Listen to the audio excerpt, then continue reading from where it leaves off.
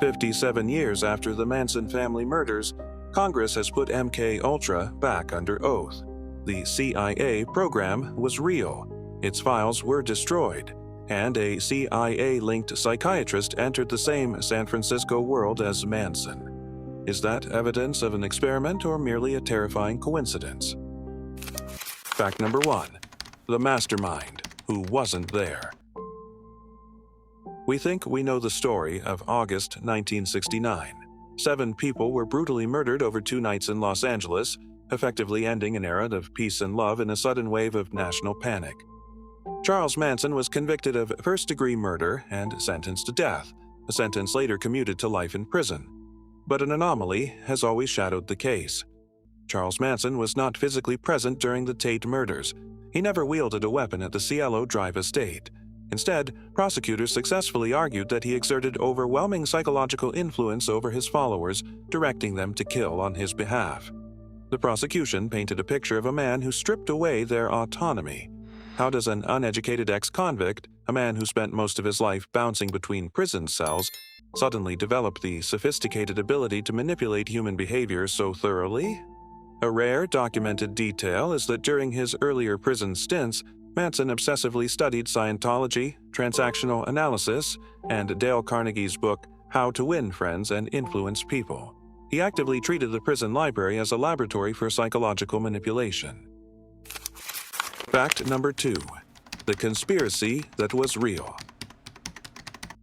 The idea that the United States government was actively studying how to manipulate the human mind sounds like Hollywood fiction. However, it is documented American history. MKUltra was a classified Central Intelligence Agency program officially launched in 1953. Declassified Senate files from the 1977 Subcommittee on Health and Scientific Research confirm that the agency spent decades exploring behavioral control. Operating across dozens of universities, hospitals, and prisons, the CIA funded covert research into hypnosis, sensory deprivation, interrogations, memory manipulation, and the administration of LSD to unwitting human subjects. This was a funded federal initiative shielded by national security. But how do we know what these scientists actually achieved in their laboratories?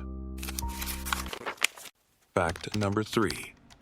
The files someone wanted gone. We only know a fraction of the truth because the program was deliberately erased. In 1973, facing mounting public and legal scrutiny, CIA Director Richard Helms ordered all MKUltra records to be destroyed. The entire operation was meant to vanish without a trace. However, a cache of roughly 20,000 financial documents survived due to a bizarre bureaucratic accident.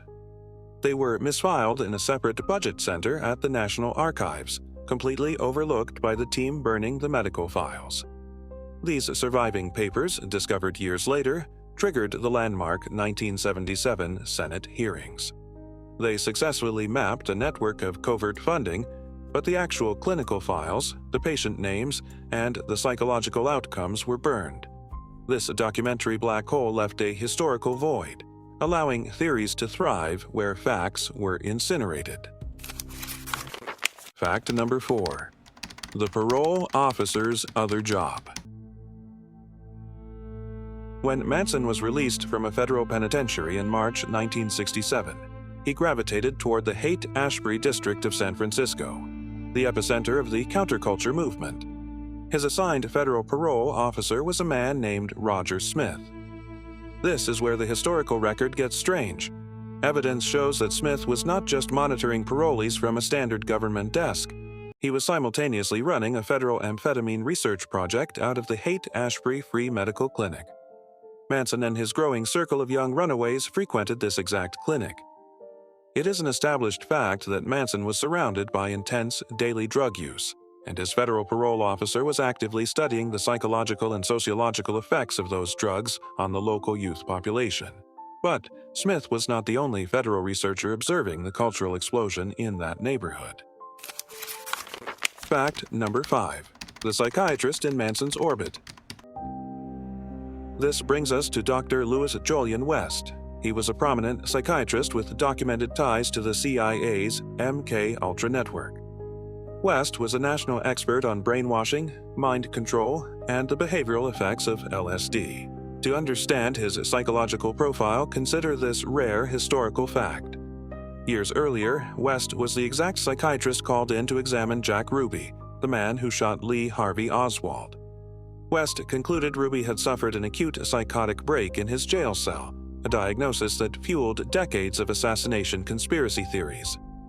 Historical records show that West planned to conduct research in the Haight-Ashbury environment during the exact period Manson was building his following.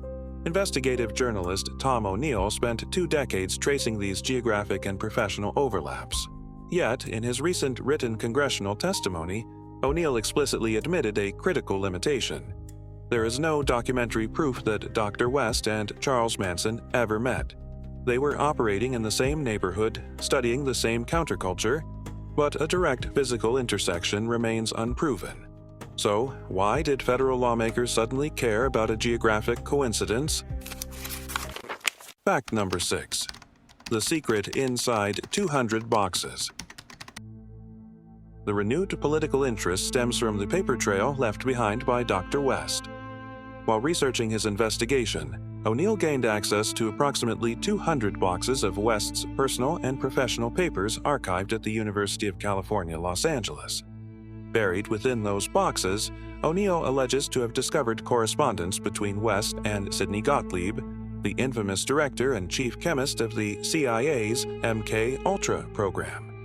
These letters show that West and Gottlieb were corresponding as early as 1953 and communicating episodically throughout the 1950s regarding behavioral modification research. Even more shockingly, O'Neill's research alleges that West later set up a fake hippie crash pad in San Francisco, disguised as a safe haven, specifically to observe counterculture youth under the influence of drugs without their knowledge. This establishes a clear professional relationship and a deeply troubling methodology. The architect of the Manson family and a MKUltra contractor were circling the same San Francisco environment, but similarity and proximity are not proof of causation. What made the investigative journalist look so closely at how Manson maintained his freedom? Fact number 7. The parole that wouldn't break. The investigation highlights an unusual pattern in Manson's criminal record. Between his release in 1967 and the murders in August 1969, Manson and his followers were involved in repeated arrests and clear parole violations. By standard federal guidelines, a parolee found associating with runaway minors or repeatedly fleeing the state faces severe risk of having their parole revoked. Instead, Manson continually walked free, dodging consequences that routinely return ex-convicts to prison. O'Neill's investigation outlines these anomalies in detail. While this leniency is unusual, it is crucial to state that local police incompetence, overwhelmed judicial departments, or standard bureaucratic failures are just as likely as any conspiracy. There is no primary document proving Manson was shielded by an intelligence agency.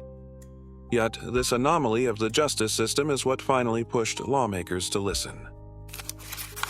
Fact number 8. The verdict Congress never gave. On June 30, 2026, the United States House Oversight Committee held a dedicated hearing on the legacy of MKUltra and the need for government accountability.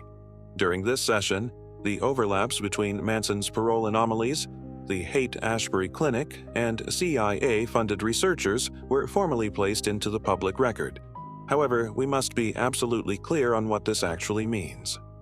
Congress did not officially reopen the Manson murder case. They did not produce an official finding confirming that Charles Manson was a government asset or an MKUltra test subject. Congress issued no verdict on Manson. The hearing simply provided a legal platform for these alleged connections and historical questions to be heard under oath. It established that the timeline and geography of 1967 San Francisco remain a subject of scrutiny, but the ultimate theory linking Manson to the CIA remains unproven. MKUltra was real. Its records were deliberately destroyed. West's relationship with the CIA is supported by documents, and his research entered the same San Francisco environment as Manson. What remains missing is the one piece of evidence that would turn proximity into proof.